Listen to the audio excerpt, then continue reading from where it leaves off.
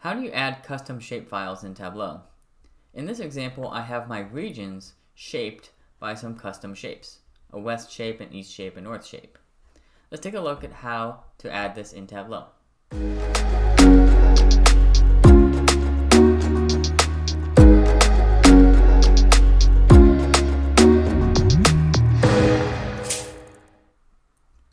I have two new shapes that I'd like to add to Tableau. They're saved in a video file. I'm going to copy those with Ctrl C, and I'm going to navigate over to a Tableau file. Navigate to shapefiles within my Tableau repository. It's most likely in your Documents folder.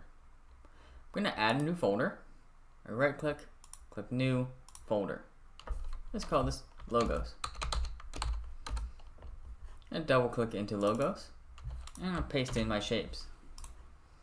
I have two images, two JPEG file shapes. Let's go back to Tableau and click on Shape.